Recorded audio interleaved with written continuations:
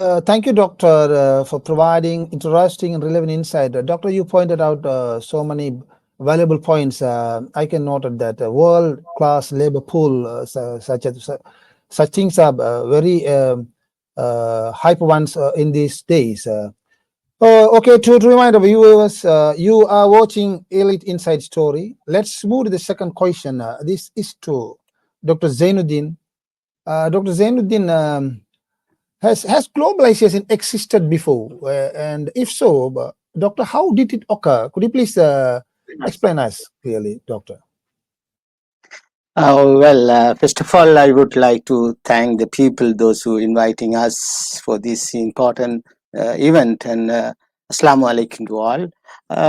Yes, Mr. Rahman, the globalization exists long ago, but that is not same as now, as explained by Dr. Azmel.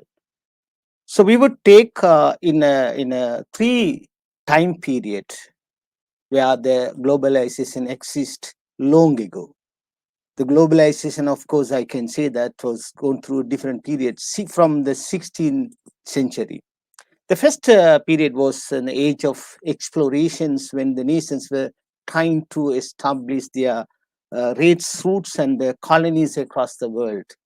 This leading to the exchange of goods, service, and technology between the different regions. The second period began in the 19th century, that is beginning significant changes in communication and transportation technologies, such as the steam engine, railroads, and telegraph. These are the three areas that the people use to connect the people, connect the regions. This period also experienced a rise of capitalism and the development of modern economic system. Then we can see the third one, and the third period was during the World War II, that is Second World War, with the emergence of international organizations like United Nations and the World Bank and the IMF. These organizations were created to promote and establish international cooperation and economic development. This period also saw the emergence of multinational corporations and global brand dominance. Now look at the current version. The current version of globalization is characterized by the driving force. The driving force of information communication technology and the internet is making it easier to connect with the people and business. This period witnessed the emergence of developing markets and the rise of economic powerhouses such as China and India. We are now proximity to globalization 4. It's important to note that the globalization has its advantages as well as disadvantages, and it's neither good or no bad. Different points of view are critical, remember, and it's essential to have discussion about it. There's no doubt. Thank you, Dr. Zainuddin, providing insights about how globalization was originated, and especially you pointed out the Industrial Revolution in WW1 and WW2 and the current era with globalization 4.0. And this is the time to take over my microphone to Mr. Majid. யா ரஹ்மான், நன்றிகள். உண்மையிலே ஒரு மிக முக்கியமான கலந்துரையாடலில் நாங்கள் ஈடுபட்டு கொண்டிருக்கின்றோம், குறிப்பாக எலைட் ஸ்டோரி. உண்மையிலே இந்த இன்சைட் ஸ்டோரியை பொறுத்தவரையிலே ரொம்ப பிரயோசனமான ஒரு கலந்துரையாடலில் நாங்கள் ஈடுபட்டு கொண்டிருக்கின்றோம். உலகமயமாக்கல், இந்த உலகமயமாக்கல் சம்பந்தமான ஒரு இன்ட்ரடக்ஷன், ஒரு நல்ல ஒரு ஆரம்பத்தை வழங்கியிருந்தார்கள் எங்களுடைய வளவாளர்கள். அவர்களுக்கு நாங்கள் இந்த நேரத்திலே நன்றிகளை தெரிவித்துக் கொண்டு, இருந்தாலும் எங்களுடைய தமிழ் மொழியினூடாக நாங்கள் பல விஷயங்களை இந்த நேரத்திலே வழங்கியிருக்கின்றோம். உலகத்தை உள்ளங்கையில் கொண்டு வந்திருக்கின்றோம். உலகம் என்பது இப்பொழுது உள்ளங்கையில் இருக்கிறது. எனவே இதுதான் இந்த உலகமயமாக்கல். இந்த டாக்டர் சைனுடின் அவர்களே, உலகமயமாக்கல் என்ற எண்ணக்கருவினை நாங்கள் எவ்வாறு விளங்கிக் கொள்ள முடியும்? அது மாத்திரமல்லாமல் இன்று அதற்கு பெரிய முக்கியத்துவம் வழங்கப்பட்டுக் கொண்டிருக்கிறது. அதற்கான காரணங்கள் என்ன?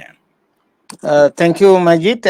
உண்மையிலே நாங்கள் உலகத்தை எங்களுடைய உள்ளங்கையில் கொண்டு வந்ததாக நீங்க குறிப்பிட்டீர்கள். அதுதான் உண்மையாக உலகமயமாக்கல் என்ற பொருளை ஒரு சுருக்கமாக சொல்கின்றது.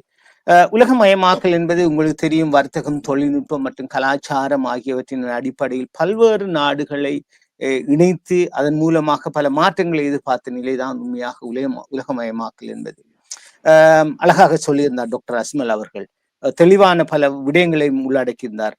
பொருளாதாரங்கள், வணிகம் மற்றும் தனிப்பட்ட வாழ்க்கை உட்பட பல விஷயங்கள்ல இந்த உலகமயமாக்கல் ஆழமான தாக்கத்தை செலுத்தி இருக்கின்றது என்று சொன்னால் அது மிகையாகாது.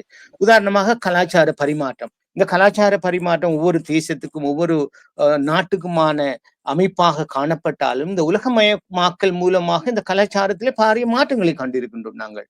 அதே போல நாங்கள் விரிவாக அதை பார்க்கக்கூடியதாக இருக்கும். அடுத்தது தொழில்நுட்ப முன்னேற்றங்கள். இந்த தொழில்நுட்ப முன்னேற்றங்கள் ஒரு காலத்துல பெரிய பெரிய விஞ்ஞானிகள் பல கண்டுபிடிப்புகளை கண்டுபிடித்திருந்தாலும் அது எங்களுக்கு டெக்ஸ்ட் புக்காகத்தான் வந்திருக்கின்றது. ஆனால் இன்றைய உலகமயமாக்கல் மூலமாக